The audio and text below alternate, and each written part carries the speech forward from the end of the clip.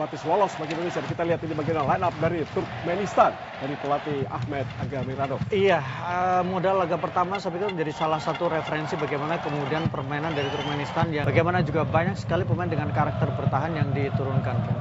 Ya, dua perubahan pemain dilakukan, masuknya Komang Teguh dan juga Hoki Caraka sebagai starting line up. Ya, ini yang tadi sempat kita bahas juga, apakah memang menggunakan 5-3-2 atau kemudian menggunakan 3-5-2 dengan sedikit mendorong Arhan. Tadi saya tidak sendiri, saya temani oleh seorang komentator yang tidak asing lagi, yaitu Bung Maruf Erumi. Beberapa saat lagi Kim Do-young dari Korea meniup tanda dimulai pertandingan babak pertama. Tendangan awalan baru saja tadi dilakukan pemain Indonesia. Lakukan sudah langsung menuju kotak penalti. Oh, sangat berbahaya strike tadi. Kaki kirinya sangat lemah tadi. Kematangan dari para pemain ini ketika tampil di pertandingan dengan level yang lebih tinggi.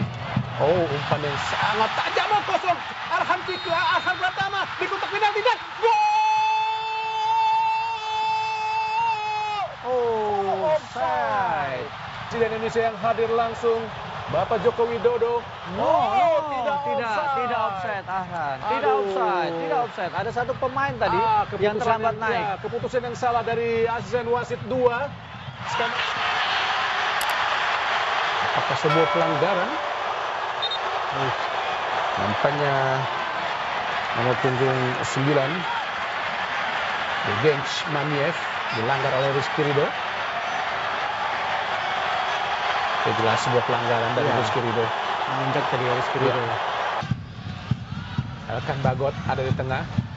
Cuma sudah di kotak final di depan gawang dari Rustam. Arhan Pratama sangat berbahaya dan Elkan Bagot shooting langsung bagi untuk kiper tadi. Peluang yang sangat terbuka.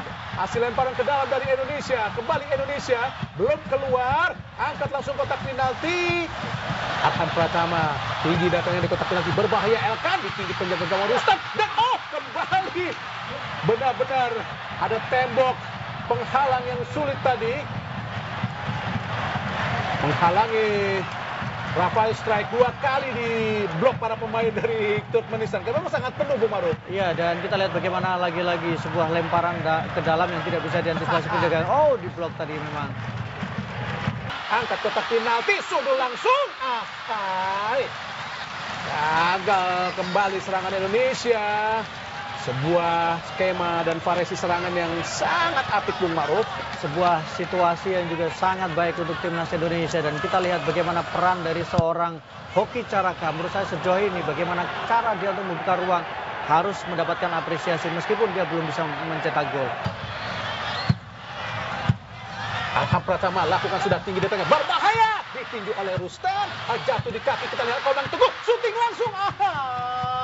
Gagal tadi Komang Teguh. Tembakannya hanya melambung tinggi di atas angkasa tadi. Sehingga gagal lagi peluang Indonesia, Bung Maruf. Ya, bola rebound. Lagi-lagi kalau kita lihat bagaimana penjaga gawang dari Turkmenistan tidak terlalu berani menangkap bola. Tapi tembakan dari luar kotak penalti yang tadi dilakukan Komang memang belum menemui sasaran.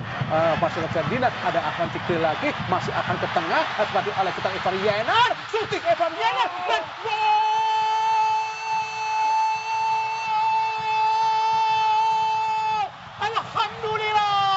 Sebuah proses gol yang sangat cantik yang dilakukan para pemain Indonesia.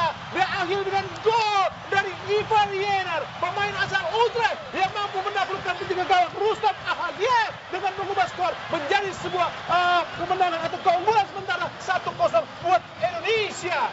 Ini sebuah gol yang sangat ditunggu, sebuah kesempatan yang memang sangat dinantikan. Kombinasi strategi yang diperlihatkan oleh para pemain dari timnas Under-23. Kita lihat bagaimana Ivan melihat ada ruang kosong di sana, melakukan tembakan dari luar kotak penalti.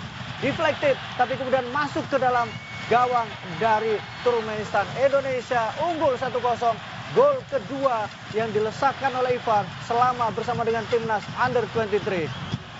Iya, tentu saja Ivar Yenar cukup berpengalaman, khususnya sudah berpengalaman tampil di timnas senior 2 kali bermain saat melawan Palestina dan juga Argentina. Marsuna Ferdinand kuasai bola, hati-hati, Arhan Fikri.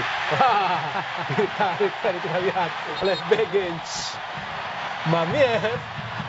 Tidak mengambil resiko Arhan pemain Indonesia. Oh, kartu kuning. Ya, Arhan jelas ya. Fikri. Betul. Tidak mau ngambil resiko. Arhan Fikri mampu melaju langsung ke depan. Langsung ditarik. Kita lihat oleh Begens Memiev. Ivan Yener langsung kotak penalti. Ilham Rio Fahmi dan menyentuh Mister. Dulu sangat disayangkan peluang yang baik sundulan Ilham Rio Fahmi tanpa diduga. Baca dengan sangat-sangat baik oleh lini belakang dari Turkmenistan, Bung Maruf. Lihat bagaimana umpan yang diberikan sangat matang, sangat akurat, dan kemudian sundulan begitu leluasa Rio tadi dalam situasi yang tidak dijaga sama sekali. Tapi sayangnya memang masih mengenai Mister gawang. Ada Durdiev, kini Turkmenistan menguasai bola. Durdiev berhadapan dengan Ilham Rio Fahmi. Coba mengecoh Ilham tapi gagal. Masih Durdiev. Duel yang sangat keras kita lihat oleh Marcelino. Oh, kartu kuning. Tidak perlu Marcelino, tidak perlu. Kartu kuning. Betul. Sesuatu tidak boleh dilakukan sesungguhnya tadi oleh Marcelino, Bung Maruf. Iya, dan tidak ada urgensinya sama sekali, Bung. Ini sudah selesai, di sini sudah selesai. Tapi tindakan susulan yang dilakukan tadi menurut saya membuat wasit harus mengeluarkan kartu kuning pertama untuk Indonesia. Dan Bagot dari kotak penalti Arham Pratama. Oh, langsung menuju gawang, berbahaya. Dan apakah handball? Tidak. Diblok oleh wasit, tangan wasit. Maksudnya tangan kiper tadi. Ya, ini ya. Harus dan apa yang terjadi? Go! Apakah handball? Handball kan? Handball sepertinya ya. Apakah pelanggar atau handball? Tapi sebenarnya bola sudah turun terlebih dahulu. Kita akan lihat.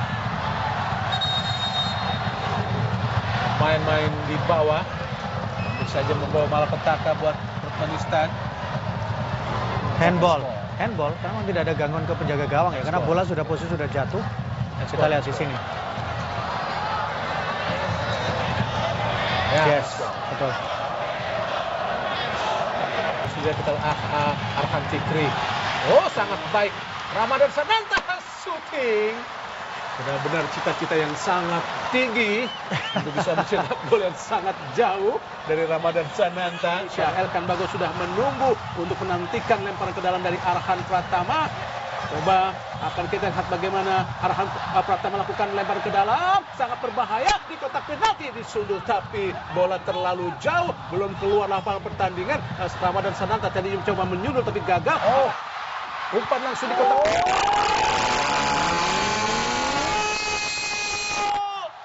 Arhan Fikri menerima umpan yang sangat baik tadi yang diberikan oleh Muhammad Raihan Hanan tadi, Bung. Muhammad Raihan Hanan, pemain asal Persija Jakarta yang masuk tadi di babak akhir babak kedua menjadikan Indonesia unggul 2-0 dan benar mutlak saya jamin Indonesia sudah lolos, Bung Maruf. Iya, dengan tambahan waktu 3 menit dan sekarang tinggal tersisa dalam hitungan detik. Sebuah kombinasi strategi permainan yang sangat luar biasa, sangat menjanjikan. Dan kita lihat bagaimana keluarga sang istri dari Arhan. Kita lihat 1-2 sentuhan dan kita saksikan Arhan luar biasa mengeksekusi peluang di depan gawang. Raihan Hanan memberikan umpan kepada Arhan Pratama dan golnya disambut langsung oleh sang istri yang berada di tribun. Sang pengantin baru Arhan Pratama menciptakan gol kedua Indonesia sekaligus memastikan Indonesia lolos ke putaran final Piala Asia di bawah usia 23 tahun depan di Qatar. Darah dengan meloloskan 3 tim Indonesia ke Piala Asia di usia 20 tahun, di tim senior dan juga 23 tahun. Sebuah torehan prestasi yang sangat-sangat luar biasa, Bung Maruf. Iya, ini investasi kesabaran, investasi pelan-pelan. Kemudian juga kita saksikan ada sebuah insiden yang terjadi di dalam lapangan atau sudah di luar lapangan sekarang, injury time. Tidak perlu terpancing. Ya, ada dorongan memang. Dorongan dari Mehmedov Dayans kepada Arhan Pratama. Sangat sering memang ya, Dayav tadi melakukan provokasi. Oh, jangan sampai kerugian buat tim nasional Indonesia. Karena bisa berpotensi sanksi ya, Bung ya. Justru kita akan rugi sendiri. Jangan sampai melakukan hal-hal tersebut.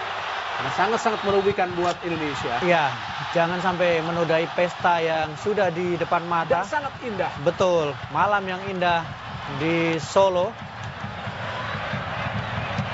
Luar biasa memang tim yang sangat menjanjikan. Dan ini dibangun 4 tahun lalu, Bung Farouk. Betul. Dan hasilnya adalah ini, pemain-pemain yang sebenarnya sangat berpengalaman di tim nasional senior, kecuali Komang Teguh, Hanan, ataupun juga Arhan Fikri. Semuanya sudah berpengalaman di tim nasional senior. Iya, dan memang ini adalah kalau kita bicara ini mungkin apa yang dilakukan oleh Jerman adalah menjadi salah satu cara ya Bung ya. Bagaimana pelan-pelan mereka berinvestasi. Dan pemirsa, baru saja secara tercipta Indonesia lolos ke babak putaran final di Qatar tahun depan di kejuaraan Piala Asia di bawah usia 23 tahun lewat 2 gol yang diciptakan oleh Ivar Yena di babak pertama dan juga Arhan Pratama di babak kedua. Dengan demikian Indonesia unggul 2-0 atas Turkmenistan pada kualifikasi Piala Asia di bawah usia 23 tahun.